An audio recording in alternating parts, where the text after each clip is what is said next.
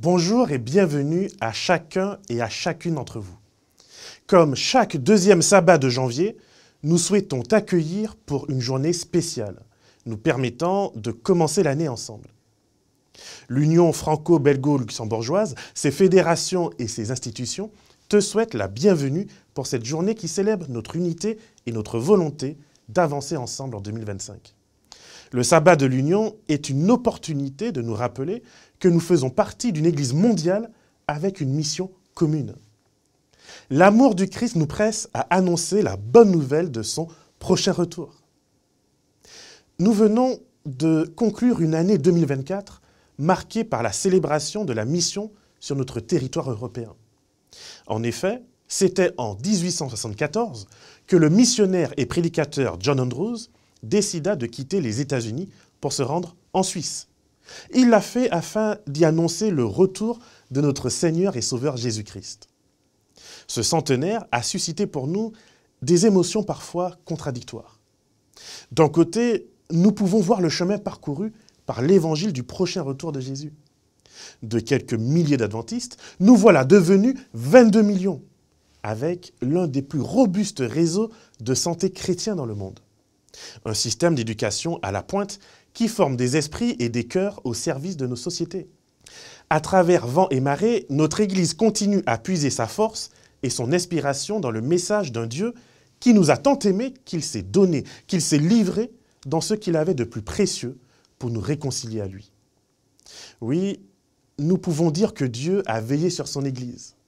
Oui, nous pouvons dire que Dieu a béni le travail missionnaire qui a été commencé dans une petite maison de Tramelan, en Suisse. Plusieurs d'entre nous, nous devons notre présence ce matin à ce petit travail, dans l'ombre, d'un homme qui a dû donner de sa personne pour que l'Europe reçoive ce message adventiste.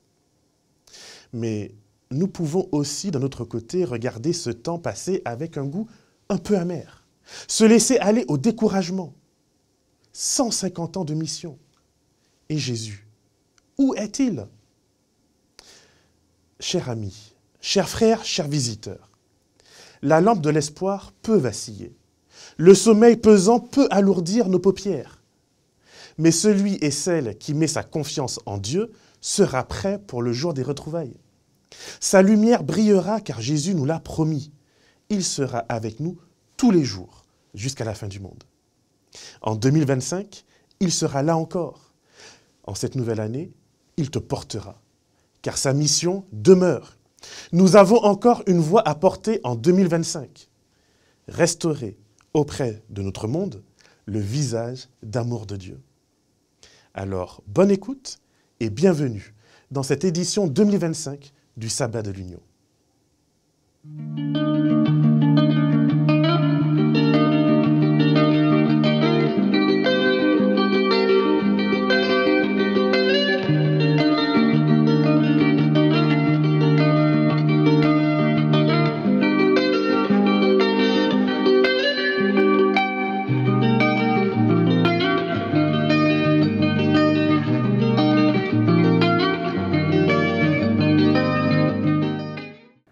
C'est parce qu'il y a des gens comme vous qui ont pris la mission au sérieux que non seulement je suis devenu croyant, mais que je me suis engagé moi-même au service de Dieu. Quand j'ai commencé à fréquenter l'Église adventiste, à l'âge de 20 ans, j'ai eu l'immense privilège de rencontrer des membres d'Église qui n'avaient pas la grosse tête et qui ne me prenaient pas de haut, mais qui ont été tout simplement accueillants et bienveillants. Certains ont même pris le soin de m'enseigner la Bible avec simplicité, avec clarté, et surtout avec sincérité. Pas des gens parfaits, pas des gens sans péché, pas des gens sans histoire, pas des superman, pas des superwoman, mais des gens tout simples auxquels j'ai pu m'identifier. Et c'est précisément parce que je pouvais me reconnaître dans leur humanité que j'ai pu repérer ce petit quelque chose en plus qu'ils avaient et que moi je n'avais pas alors, la foi en Dieu. Alors mon cœur s'est ouvert de plus en plus et mon esprit aussi. Et c'est ainsi qu'un beau jour, j'ai pu déceler la présence pleine de tact et de délicatesse de Dieu dans ma vie. La mission, c'est cela, c'est montrer Dieu. Témoigner de sa bonté en étant bon nous-mêmes vis-à-vis de ceux qui ne le connaissent pas encore. Témoigner de son tact en étant respectueux et délicat, partagé sans rien attendre en retour. Cela change des vies, cela a changé ma vie, mais il y a encore énormément d'enfants de Dieu qui ne connaissent pas encore leur Père céleste. Ne nous laissons pas intimider par le climat anti-religieux ou complexés par qui que ce soit. Ton témoignage, aussi simple soit-il, ton action missionnaire, même basique, mettre un prospectus de Hope Bible dans une boîte aux lettres, inviter quelqu'un à un concert de gospel, tout cela a le pouvoir, grâce à l'Esprit de Dieu, de bouleverser des vies et d'emmener les brebis égarées au bon berger, celui qui a donné sa vie pour elles. Alors, peuple de Dieu, balaie tes peurs et proclame ce que ton Dieu a fait pour toi.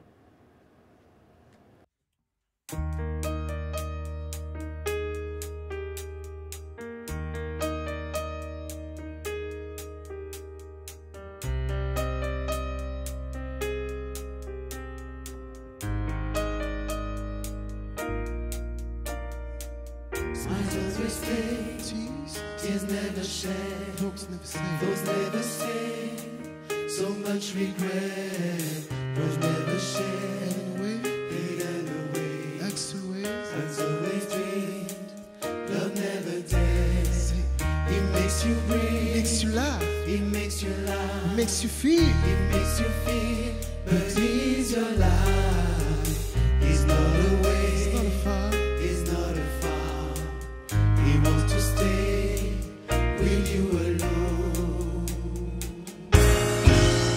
Love is just there behind your door. Love is just there inside your walls, breaking down the years of silence, breaking through your safety distance. Will you ever open the door? Will you ever open the gate and let the raging river run through? Show your love,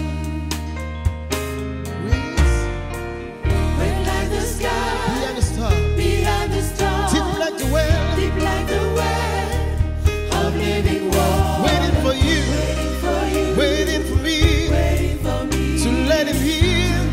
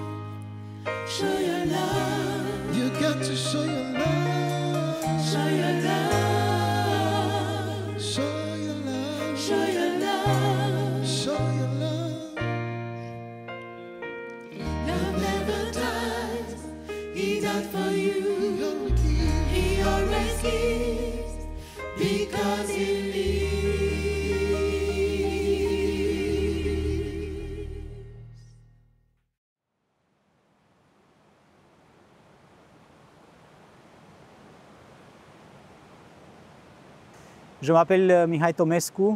Je suis né en Roumanie en 1980, à Ploiești.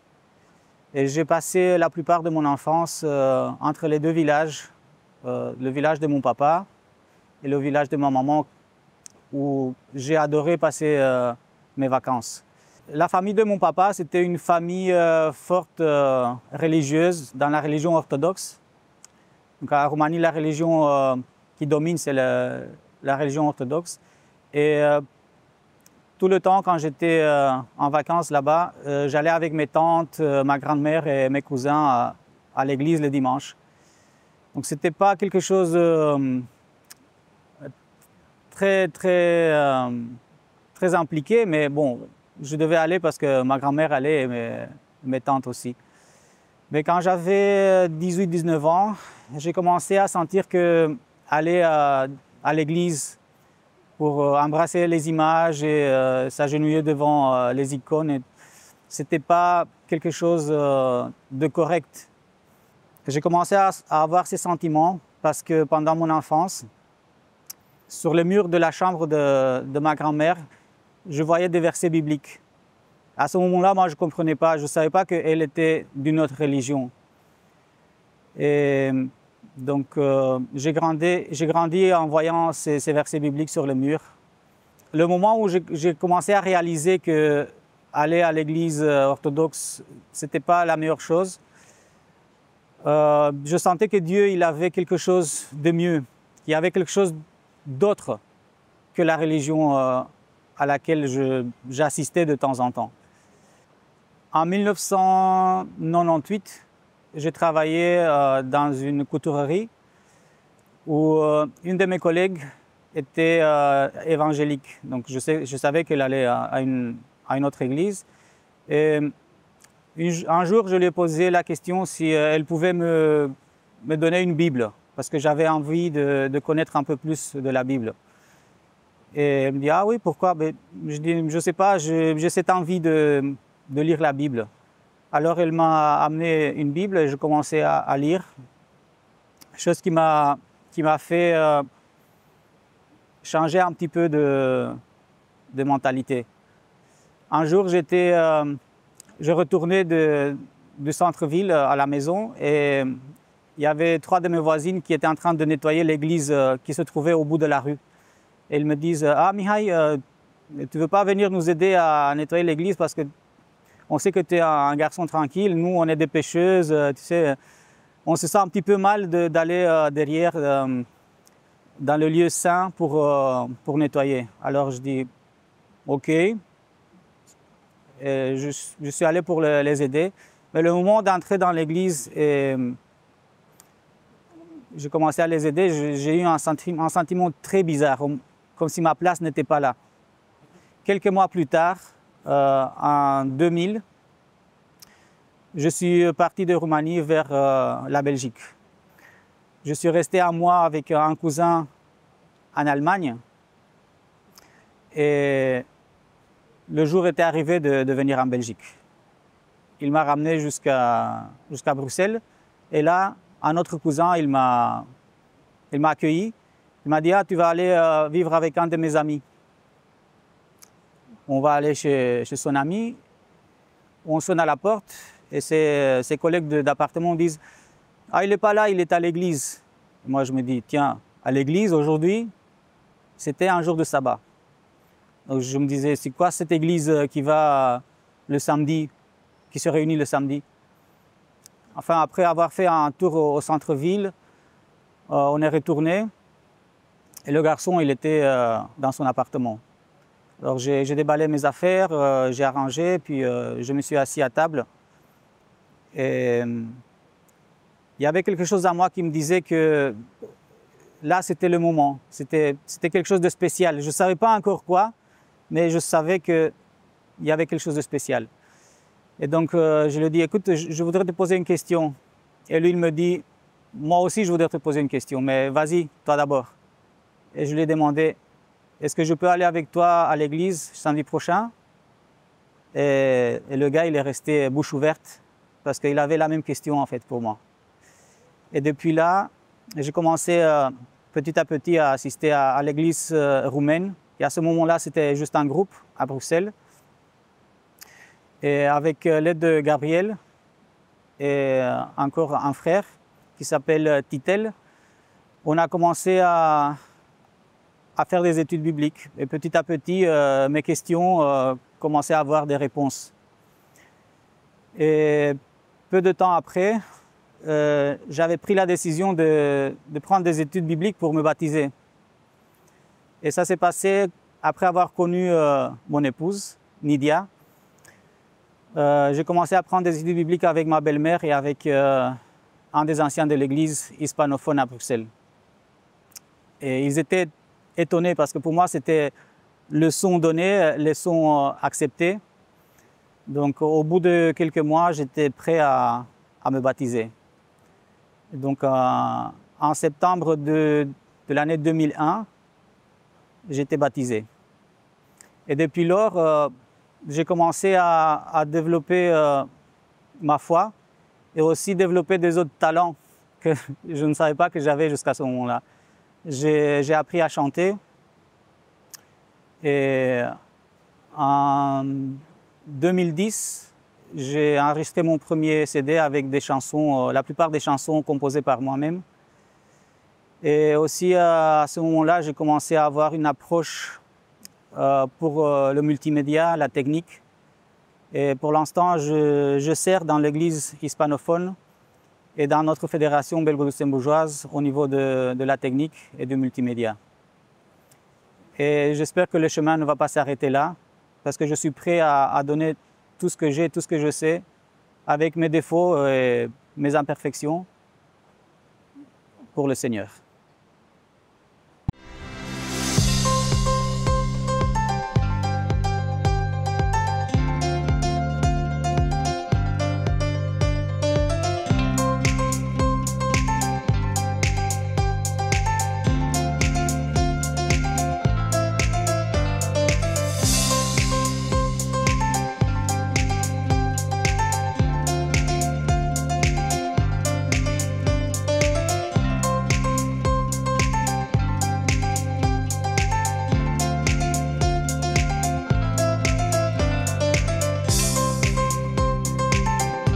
Alors l'idée, c'est Guido Delameilleur, qui était le directeur de la bibliothèque et des archives pendant de longues années qu'il a eu. Il m'a présenté ce projet. Il a commencé à construire le musée. Et puis après, il a pris sa retraite et je me suis décidé à prendre sa suite parce que je trouvais que c'était si important d'avoir ce musée. Donc pendant le Covid, je me suis confiné dans les locaux pour finir le musée et le reprendre de A jusqu'à Z.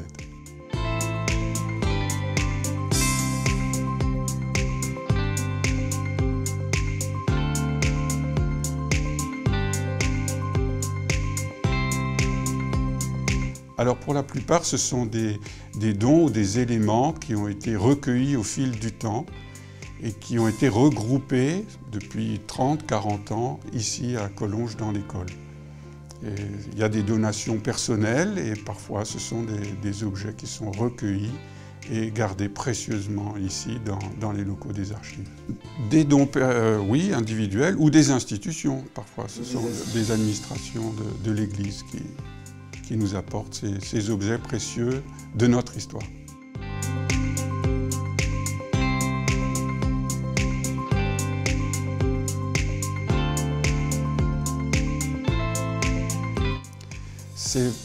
Il y a une première pièce qui raconte l'histoire de l'Église adventiste, sa naissance aux États-Unis, avec William Miller, nos pionniers, les frères et sœurs White, etc. Une seconde pièce qui présente comment le message adventiste est arrivé en Europe, dans les pas de Michael Bélina Tchaïkovski, et la première église adventiste en Europe, de Tramelan. Une pièce suivante qui raconte l'histoire de Jane Andrews, le premier missionnaire officiel qui a été envoyé par la Conférence générale il y a 150 ans ici en Europe pour s'occuper de l'administration des premiers adventistes. Et puis il y a là sa bibliothèque personnelle, c'est le décor qui qui m'entoure ici, son harmonium, derrière moi une vitrine avec par exemple des manuscrits de ses articles de Signes des Temps. Il y a ensuite un espace qui est dédié au premier sanatorium, celui du Léman qui s'est développé à la Linière. Et enfin une dernière pièce qui raconte l'histoire de Collonges, qui est apparue en 1893 et qui est la première école de formation pastorale en Europe. Donc le récit, comment cette institution s'est développée, jusqu'à arriver à la Deuxième Guerre mondiale avec la formidable aventure de Jean Weiner et tout ce qui s'est passé sur ce campus pendant la Deuxième Guerre mondiale. Donc ça retrace l'histoire de notre Église ici en Europe de 1844 à 1944, 100 ans.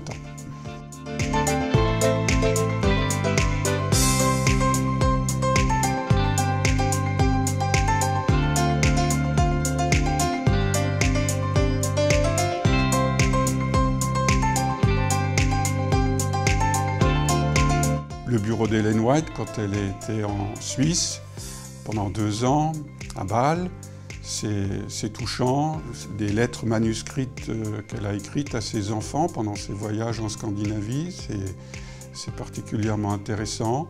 J'aime aussi regarder la charte de Tchaïkovski, qu'il utilisait pour prêcher l'Évangile sur la place de village. Ces livres, la bibliothèque d'Andrews, c'est aussi des livres d'études qui sont annotés, qu'Ellen White a utilisé pour réécrire la partie historique de la tragédie des siècles. C'est aussi des éléments qui sont intéressants. Enfin, les souvenirs liés à l'histoire de l'école. Voilà, il y a plein de choses à découvrir dans ce musée qui sont, à mon sens, très, très intéressants.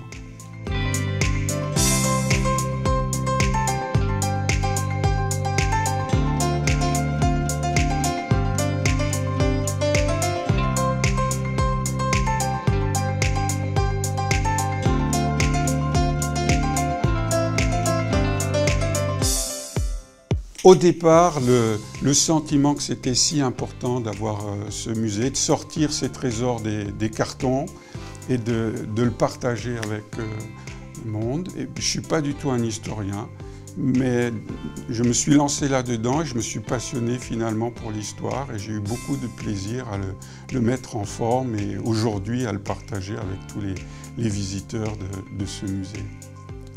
Ce que j'ai découvert, moi, en construisant le musée, c'est l'engagement. L'engagement de nos pionniers dans leur vie. Ils donnaient tout ce qu'ils avaient, leur vision aussi. Ils voyaient loin, ils voyaient grand. Quand ils ont acheté le campus de Collonges, ils ont acheté 2 hôtels, 20 hectares. Ils avaient peu de moyens, bien moins de moyens que nous aujourd'hui. Mais leur vision était, ils prêchaient le retour de Jésus pour demain, mais avec une vision et un engagement total. Ça je trouve très, très touchant. Oui, c'est étonnant de voir que les débuts ont été si modestes et qu'en un peu plus d'1 siècle, il y a des millions d'adventistes de par le monde. Ils étaient si peu nombreux en Europe, c'est un petit groupe, c'est une église de maison. En 1864, quand Tchaïkovski arrive ici, et puis aujourd'hui, il y a des milliers d'adventistes. Donc voilà, l'Église adventiste est un mouvement, et ce que l'étude de notre histoire nous est si belle à faire ce constat de comment ça s'est développé et comment ça a progressé avec l'engagement personnel de chacun.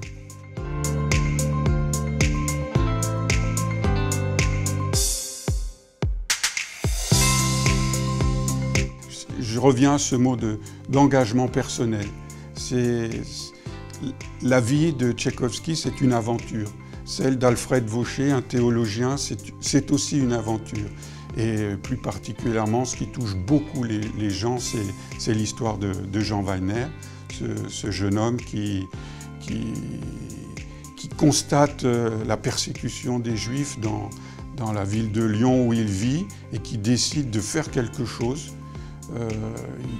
Il estime qu'il ne peut pas rester juste spectateur des déportations et avec un groupe d'amis, il décide de créer un réseau de passeurs qui va devenir au fil du temps l'un des plus importants de la Seconde Guerre mondiale. Ça, cette histoire, elle est extrêmement touchante. Ils vont sauver, ces jeunes vont sauver des milliers de personnes, que ce soit des familles juives ou des militaires américains ou anglais, porter du courrier de la résistance pour le général de Gaulle. Voilà, c'est un engagement total. Ils risquaient leur vie pour aider des personnes qu'ils ne connaissaient pas, qui ne partageaient pas leur religion, mais c'était leur engagement de chrétiens, de croyants. Ça, c'est une histoire qui est extrêmement touchante.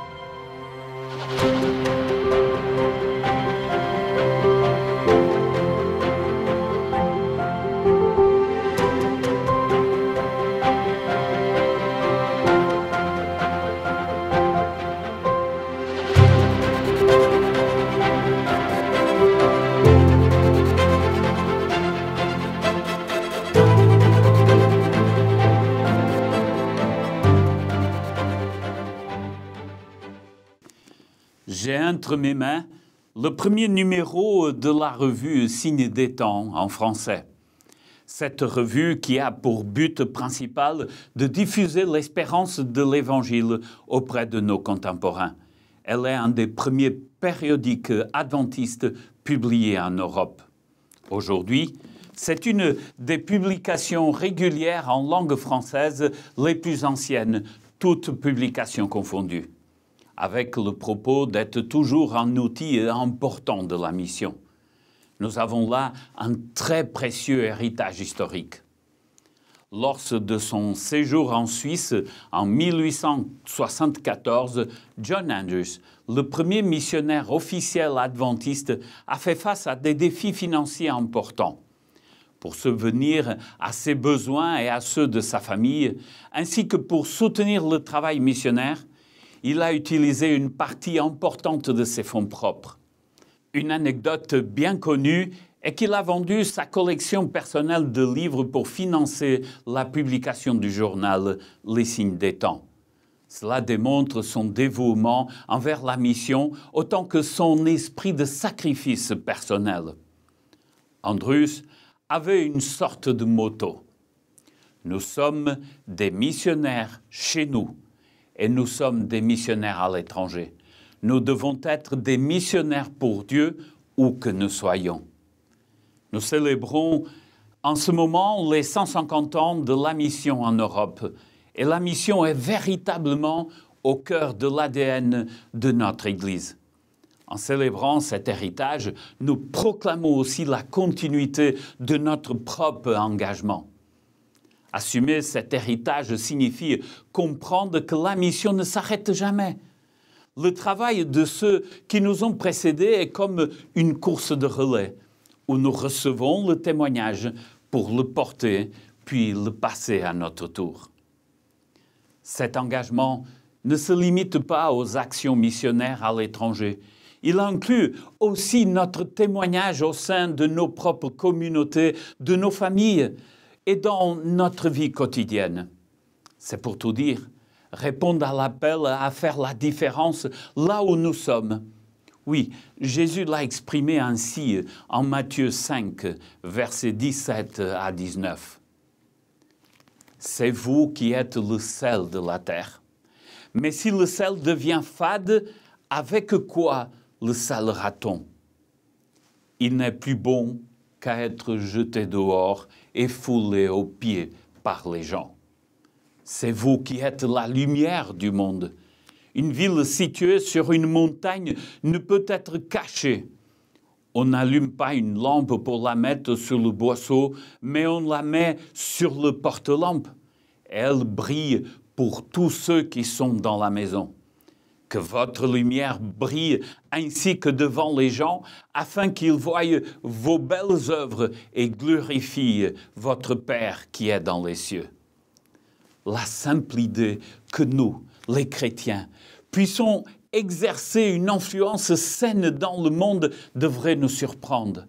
Quelle influence puis-je exercer dans ce monde violent et agressif?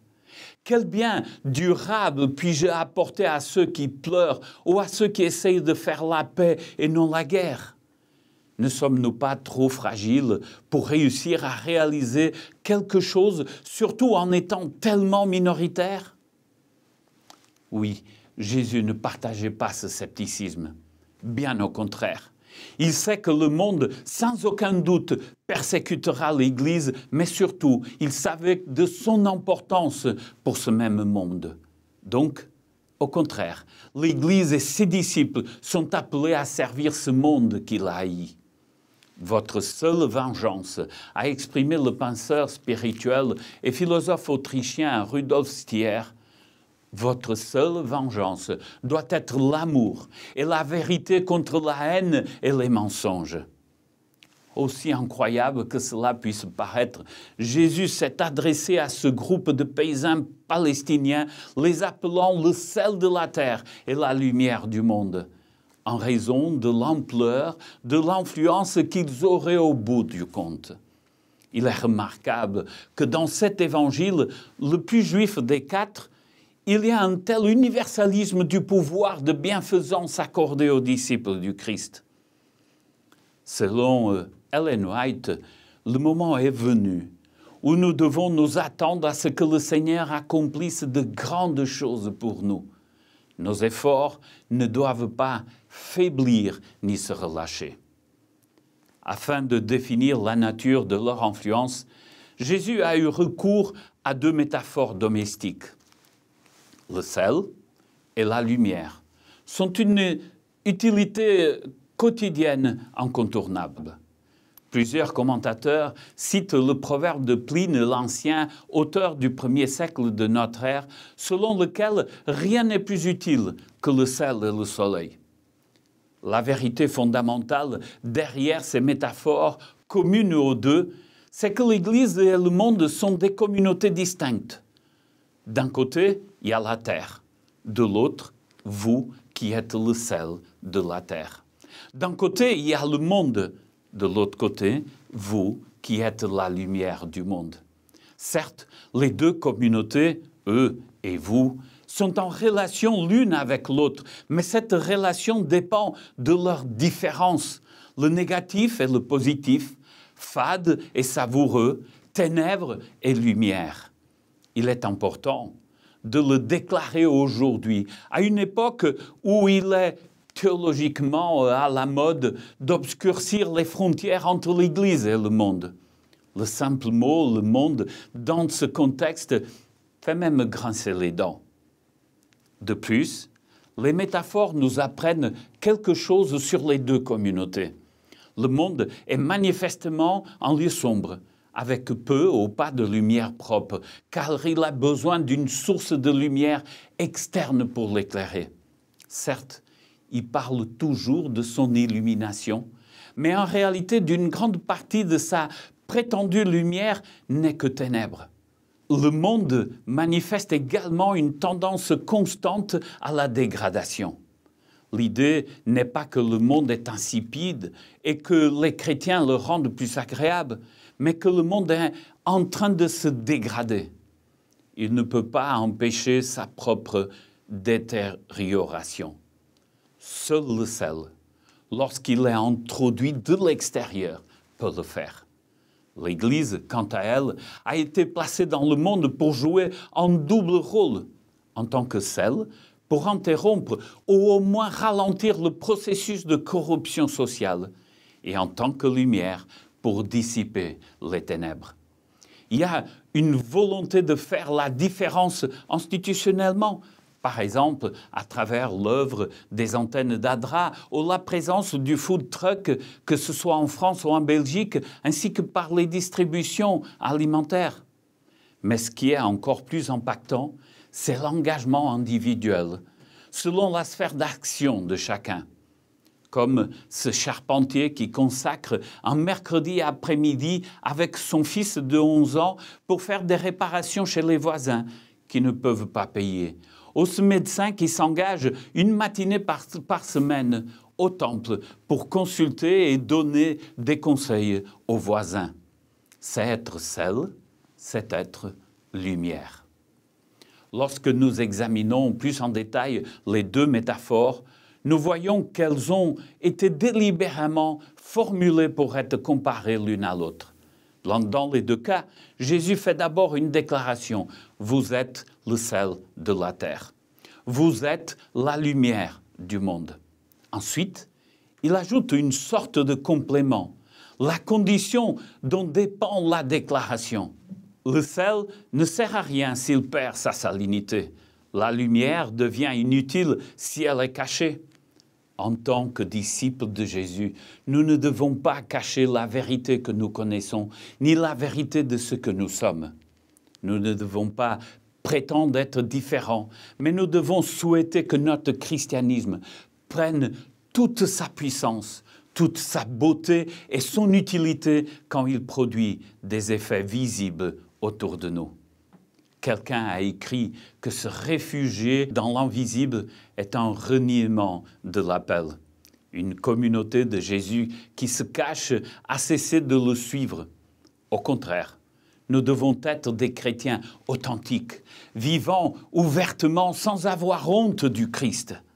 De cette manière, ils loueront la lumière et non la lampe qui la transmet.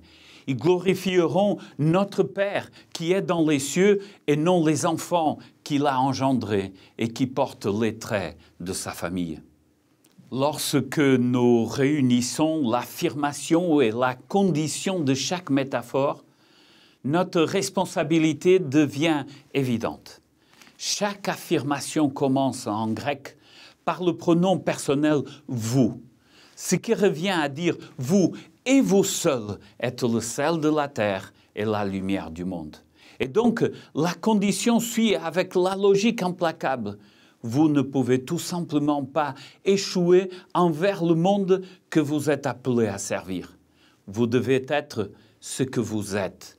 Vous êtes le sel et donc vous devez conserver votre salinité et ne pas perdre votre saveur chrétienne. Vous êtes la lumière et donc vous devez laisser votre lumière briller et ne pas la cacher de quelque manière que ce soit par le péché, le compromis, la paresse ou même la peur. Avons-nous perdu notre confiance dans le pouvoir de l'évangile du Christ? Alors, écoutons Luther. Avec la simple parole du Christ, je peux être plus fier et plus orgueilleux qu'avec tout leur pouvoir, leur épée et leurs armes. Ainsi, malgré tout, nous ne sommes pas sans défense et impuissants. Nous avons Jésus-Christ, son évangile, ses idéaux, sa puissance. Et Jésus-Christ est tout le sel et toute la lumière dont le monde ténébreux et sans saveur a besoin. Mais nous devons savoir le sel en nous-mêmes et laisser notre lumière briller. À l'approche de la fin, les témoignages des serviteurs de Dieu deviendront plus fermes et plus puissants, dit Ellen White.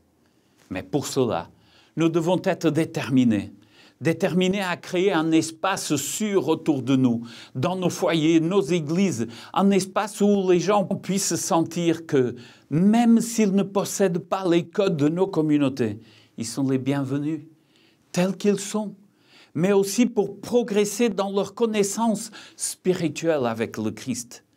Déterminés à écouter ce que les autres ont à dire, puisque nous pouvons apprendre d'eux aussi.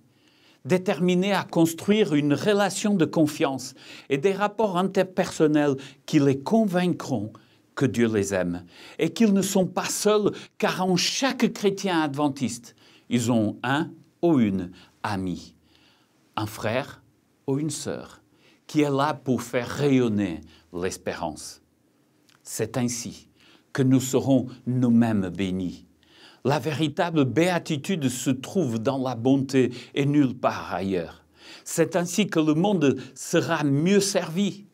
Jésus offre à ses disciples l'immense privilège d'être le sel et la lumière du monde. C'est ainsi que Dieu sera glorifié. Au début de son ministère, Jésus dit à ses disciples que s'ils laissent leur lumière briller de manière à ce que leurs œuvres soient vues, leur Père, dans les cieux, sera glorifié.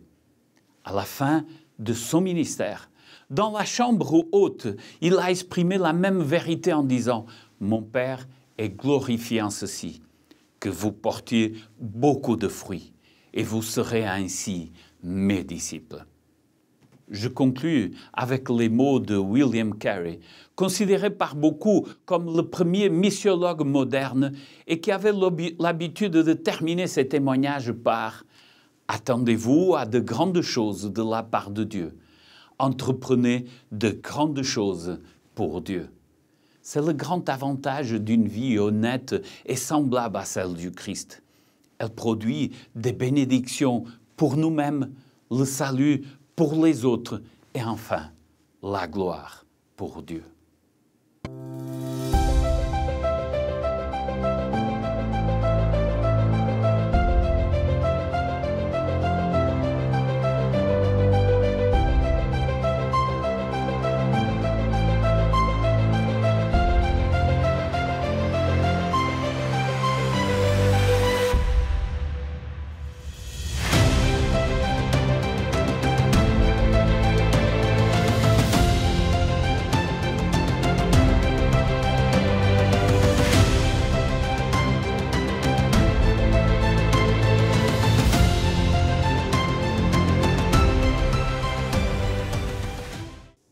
2025 et la mission continue. Jésus t'invite à être une source de bénédiction là où tu es.